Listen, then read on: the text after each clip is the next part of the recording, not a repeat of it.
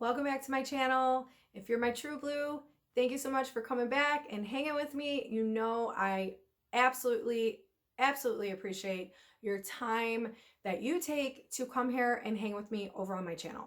I mean, you could be doing anything else and you're like here now. So thank you so much. Honestly, like I'm so grateful.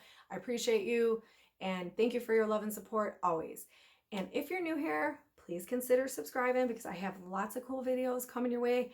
Everything from like all things motherhood to cleaning, organizing, home renovations, and I will be doing it myself. Like I'm a painter, a fixer-upper. Yeah, girl power. I can do pretty much anything and so can you. So if you're into that and you want to learn things or you want to be motivated, come on over here and we'll hang out, girl, and I'll get you going. We'll get doing stuff together. But anyways, as for today's video, it is a super special video to me because not only is it my very first what's for dinner video, but it is in collaboration with an awesome dear good friend of mine, Jess. She is Jess from Jess and the Boys over here on YouTube. She also has an Instagram account, Jess and the Boys, over on the IG. That's like where we met, and I feel like we started on YouTube together, and she has grown so much. Like her channel is booming. She has tons and tons of recipes, cooking recipe videos. Like if you're puzzled and don't know what you want to cook for your family tonight, like seriously, go on over there after you watch my video here. Go on over there and there's tons of videos, tons of ideas, and she makes it so easy and I just love her. She's awesome. She's a stay-at-home mom of two beautiful, sweet boys. She's married. She also has other types of videos and yeah, just like you don't want to miss out. So make sure you visit her channel after you watch this video here and tell her that I sent you and show her some love. I will put her link down below in the description. Yeah, check her out there and also check her out over on Instagram. So let's just get into it. Today's video is the collaboration with Jess, and I have 3 quick and easy meals for you guys. These are just some typical meals that I cook for my family during the weekday. We are a pasta family. I am Italian, so I incorporate a lot of Italian style dishes when I cook, and that's just how I was raised. And yeah, I'm gonna share that with you guys right now. So if you want to, keep watching. Let's get cooking.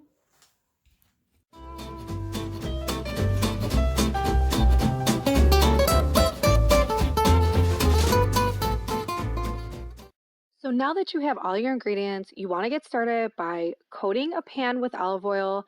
You want to heat it up to the point where when you throw in your peppers and onions, it gives a little sizzling effect, but it is not smoking.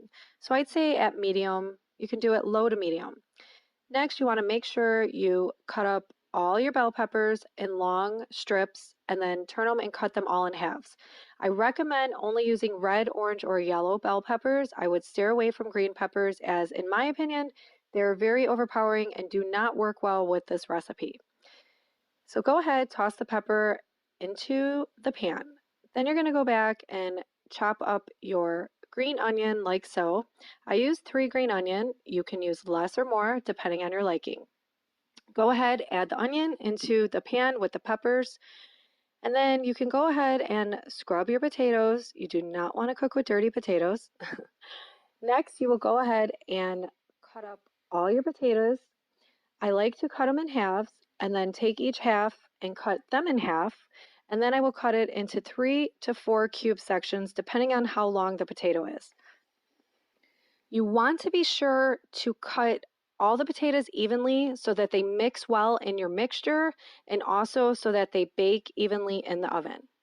So once you're done with that, you're going to go ahead and create your mixture. Just get a large bowl, throw in about a half a cup to a whole cup of olive oil. The more olive oil, the better. I just use my palm here to measure out all my ingredients. I just throw some garlic powder in the palm of my hand, next dried rosemary, and then dried parsley. I go ahead, mix it all up really well. Next, you're going to take all your potatoes that you cut up and you're going to toss them into the bowl. And I like to do it the good old-fashioned way, using my hands, mixing it up to evenly coat. You just want to make sure you get the mixture all over the potatoes like so. Next, you can go ahead and take your baking sheet And I like to put parchment paper down to avoid any burning. And I like to then layer my potatoes in one single layer. Go ahead and gather up any extra of that mixture and rub it over the potatoes and get them evenly coated and evenly layered. You're going to pop those babies in the oven at 425, cook them anywhere from 30 to 45 minutes. Then you can go ahead and sprinkle some garlic powder on your peppers and onion, mix it around, turn the heat on high. Once those are done and soft, you can transfer them into a bowl.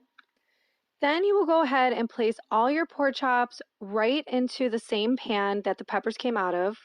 I like to then layer olive oil over the top of the pork chops and then shake on some garlic powder, salt and pepper, and top it with dried parsley.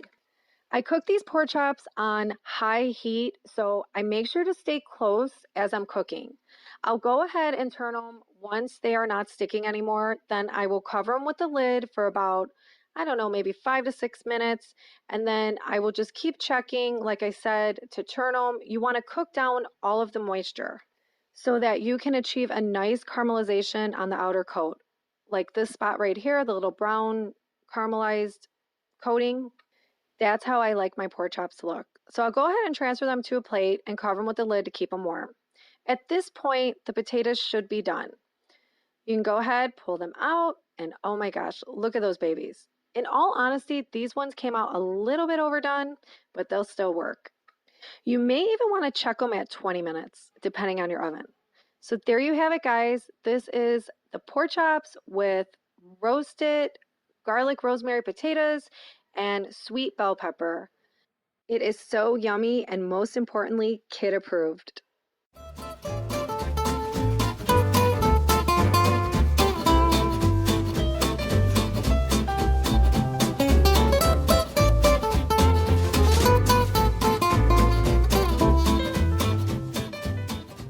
You want to start by putting the oven to 425 degrees.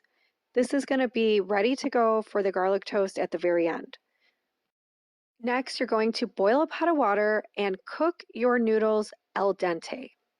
You want to make sure your noodles are cooked with a bite, not too mushy or overdone, because you will be cooking them further when you mix them on a pan with the other ingredients. And I take my chicken sausage, I cut them straight long ways down the middle. And at this point, I already have a pan of olive oil heating up, not too hot where it smokes, but just enough where when you throw down your sausage, it will give a nice sizzle. So go ahead and place all of your sausage links flat down on one side into the pan, and you're going to cook this at medium high. You're going to be sticking around because they're going to cook up pretty quickly, and then you can flip them. You want to get a nice brown caramelization to each side of the sausage link. Then once your noodles are done, go ahead and drain them. You want to be sure to rinse them with cold water because you want to stop the cooking process, because you do not want your noodles to be overly cooked or mushy. Like I said, you'll be transferring them onto a pan, mixing them with the sausage, so they are going to be heated again. So it's very important that you do not overcook your noodles. It's always better to take them out sooner than later. So at this point, I will flip the sausage links. And as you can see, they have a nice brown caramelization. And again, it's all being cooked on like a medium, almost high heat. Once you have your sausage links the way you like them, you're going to remove them and transfer them onto a cutting board, because you are then going to cut the sausage links into bite-sized pieces. At this point, you want to turn the heat down to low. You want to keep the pan warm because you are going to be chopping up your garlic. And I like to just take a knife, press down. It helps unpeel the peelings easier. And then I'll go ahead and I will cut each clove into like 2 to 4 sections. I just need a good size to squeeze it into my garlic press. I highly recommend using a garlic press when it comes to chopping fresh garlic. You could always chop it if you don't have a press, but oh my God, you guys, Having a press makes it so much easier in life. It's like the best gift a woman can ever have if you cook with lots of garlic. So I'm going to go ahead and stuff my garlic press. And it's just as simple as this, guys. Watch this. So I did already turn the heat back up to like a medium. I want to get that olive oil sizzling. Did you guys see that? I just squeezed the garlic out, and then whatever squeezes out, you just trim it off with the knife. I mean, look at this. It just makes it so much easier. So go ahead now and throw on some olive oil. As you can see, the garlic is sizzling up really good. And you want to scrape your pan. It just gets up all those good flavors from the garlic, and it helps prevent the garlic from burning and getting too hard. So you want to keep it moving and flowing. You could reduce your heat if you're not experienced with garlic. You can reduce your heat and start off slow. But if you notice, everything I cook at high because I like to get my recipes cooked and done and out of the kitchen. So right here, I had just threw in the already cooked bow tie pasta. And then I added more olive oil, and I'm just constantly mixing the olive oil. As you can see, it takes a lot of turning and mixing. I went ahead there and I added my garlic powder, and then I'm also adding some Himalayan pink salt, and then I will do ground pepper. You can use just regular salt and pepper, whatever you have on hand. But this is like where you get all the pasta evenly coat it with the olive oil and all the flavor. So it just takes a lot of mixing over and over. Now I'm going to go ahead and cut up the sausages that have already cooled somewhat. I'm going to cut them up like so, just in bite-sized pieces. You just want to cut them up so that you can transfer them into the pan with the bow tie pasta and be able to mix everything really well. The key to this recipe, honestly, you guys, is adding enough olive oil. When you're doing your mixing, you do want to have the heat turned down to low because you don't want the pasta to burn. Otherwise, it'll get really hard. And, you just don't want your pasta to be hard and crunchy. So as you can see here, I'm adding my sausage and I'm going to get to work at mixing. You mix, mix, and mix. Add olive oil, add some more garlic powder if you want. I think what I've added is plenty. It just depends on what you prefer. But as you can see, it just takes lots of mixing. And top it off with dried parsley.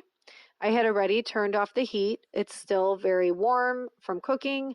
And I'm just going to mix that dried parsley in really well. So right here, I just covered it because I need to cook my Texas toast. This takes about, I think it's like 5 to 6 minutes. I get this from Aldi.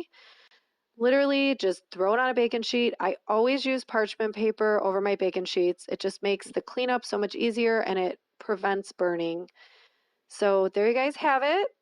Garlic toast is cooked and dinner is ready to be served.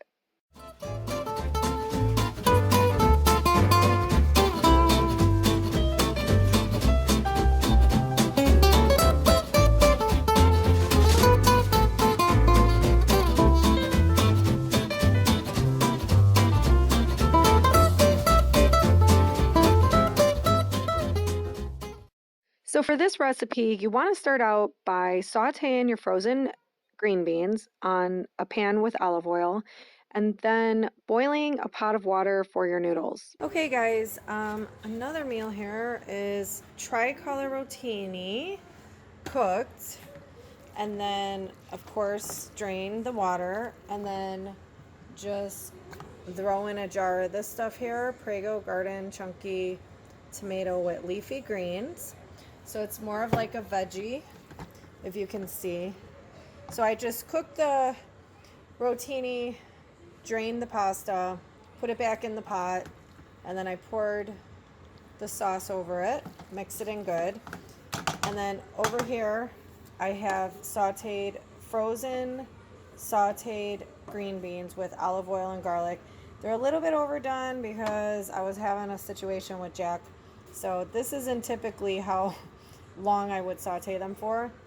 This is what they should look like with olive oil.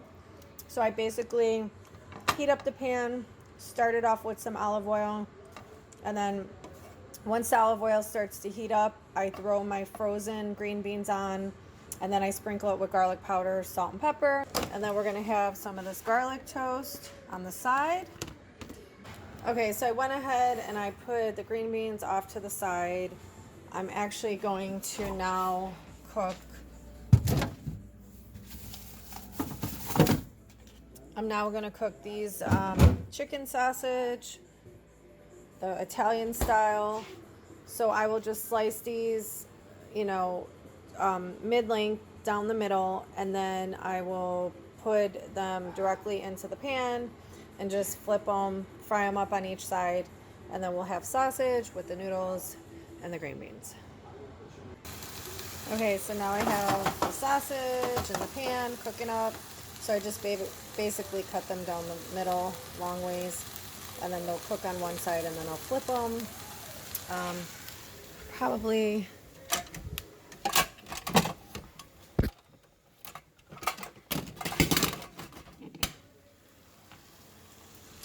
so I'm just going to cover them and let them cook, and then I will flip them.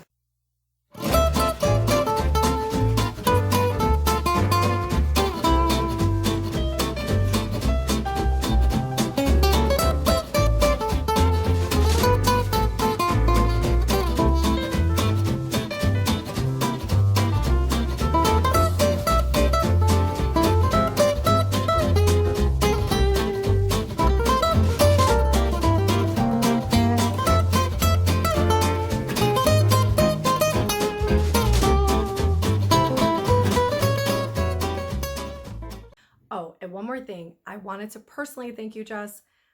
You know you're my girl. You know you're getting the peace sign. You know.